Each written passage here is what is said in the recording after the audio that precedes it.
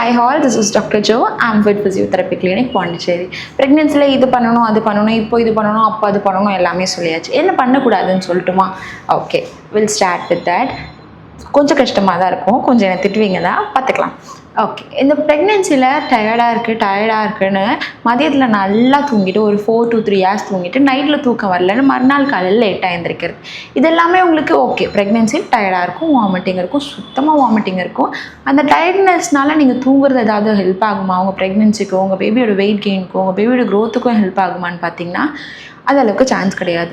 So நீங்கள் நல்லா தூங்குறதுனால உங்களோட வெயிட் கெயின் தான் அதிகமாகும். உங்களோட ப்ரெக்னென்சியில் உங்கள் வெயிட் கெயின் அதிகமாச்சுன்னா உங்கள் டெலிவரி அப்போ உங்களுக்கு தான் கஷ்டமாக இருக்கும். இட்ஸ் செகண்ட் திங், இந்த ஸ்டெப்ஸ் ஏறும்போது சைடில் தான் ஏறணும், இப்படி ஏறினா தான் ப்ராக்ரெஸ் ஆகும் அப்படின்றத கதையே கிடையாது.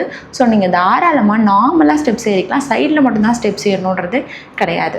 ஓகே, அனதர் திங், ஸ்குவாட் பண்ணி தான் திங்ஸை கீழே இருந்து எடுக்கணுமானா கண்டிப்பாக ஸ்குவாட் பண்ணி கீழே இருந்து எடுக்கலாம்.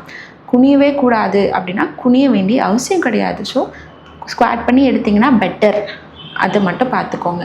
ஓகே, இந்த ஃப்ரூட்ஸு வெஜிடபிள்ஸ் இது எல்லாமே ஓகே. ப்ரெக்னென்சியில் நீங்கள் ஃப்ரூட்ஸ் வெஜிடபிள்ஸ் எந்தளவுக்கு நல்லா எடுத்துக்கிறீங்களோ அந்தளவுக்கு உங்களுக்கு தேவையான நியூட்ரிஷன்ஸ் கிடைக்கும். அதுக்காக ஃப்ரூட்ஸ் ஒரு 4 ஃப்ரூட்ஸ் ஒரு நாளைக்கு, 5 ஃப்ரூட்ஸ் ஒரு நாளைக்கு, காலையில் 2 மதியம் 2 சாயங்காலம் 2ன்னு சாப்பிடாதீங்க.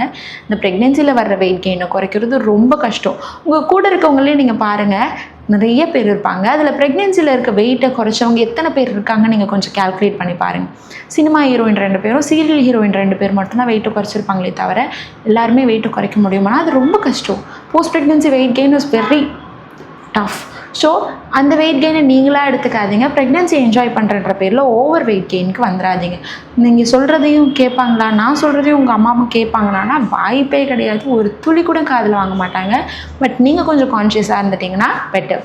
சாப்பிடாமல் இருங்கன்னு சொல்லலை, தேவையானதை மட்டும் சாப்பிடுங்க. Happy pregnancy.